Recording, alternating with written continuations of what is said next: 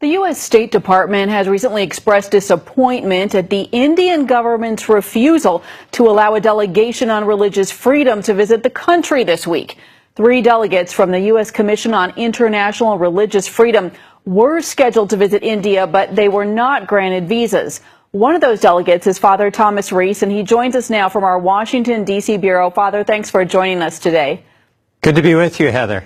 What was the purpose of your delegation's scheduled trip to India? Well, the reason we like to visit countries is so that we can get the actual facts and circumstances of the situation of religious freedom in a country by visiting it, by talking to religious leaders, talking to people on the ground, and also talking to government leaders to get their side of the story. Our responsibility is to advise the President and the State Department on the situation around the world in terms of religious freedom. And India is one of the places that we wanted to get a first-hand view and understanding of the situation so we could be very fair and accurate in our report. Father, did the Indian government give any reason for not granting the visa to you? No, not really. This is actually the 3rd time that they have turned us down, not given us visas, which is kind of sad. I mean, India is a dynamic democracy.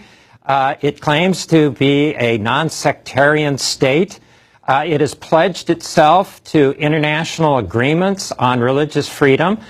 So what is it hiding? Why isn't it willing to have us come and look at the situation? And what is the situation that you wanted to look at? What are the concerns about religious freedom in India? Well, one of the biggest concerns is there's a lot of interreligious conflict and violence going on. There have been situations where thousands of people have been killed in conflicts between Muslims and Hindus. We've seen situations where churches have been burned, been attacked by mobs. And sometimes the police are there and they're just standing by doing nothing or, participating.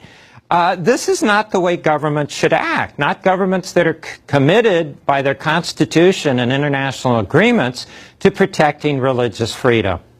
And what have you seen with Christian churches as targets in particular? Is the violence there increasing? What's going on with that? Well, what's most disconcerting is that recently there's been a lot of Hindu nationalist groups that have been pushing an all Hindu India agenda, basically telling Christians go to Europe. India is only for Hindus. Telling Muslims go to Pakistan.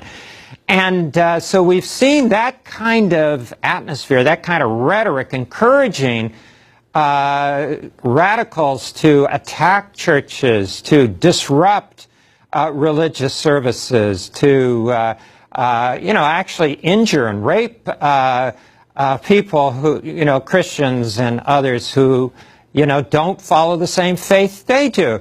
This is just terribly unacceptable. And some of these groups, frankly, are groups that support the party of Modi, and he needs to speak out against it. He needs to condemn it.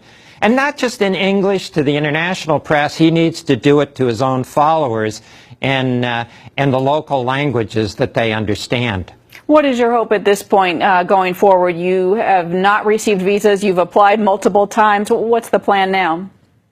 Well, our plan is to do our report to the best ability that we can. We have other sources of information, obviously newspaper reports, NGOs and other groups, religious leaders who come and visit us in Washington and report on what's going on there. We would have liked to have had firsthand personal contact with the Indian people in their country and with their government and their religious leaders.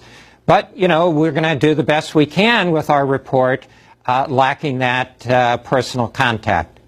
All right, and Father, can you tell us a little bit more about these radical Hindus and their attacks on churches? I know our audience is especially interested in that. Well, it's really bad. One of the things, for example, is that, for example, if a Hindu decides he wants to become a Christian, okay, you know, I mean, under international agreements and any concept of religious freedom, a person should be able to follow their conscience, to either change their faith or keep their faith, whatever they want. But they're stirring up trouble frequently by saying, oh no, these people are being forced to become Christians, which is utter nonsense. And then, so that riles up mobs and crowds to attack Christian churches and Christian ministers.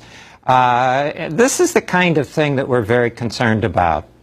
All right, Father Thomas Reese, a lot going on, a lot to pray about. Thanks for joining us.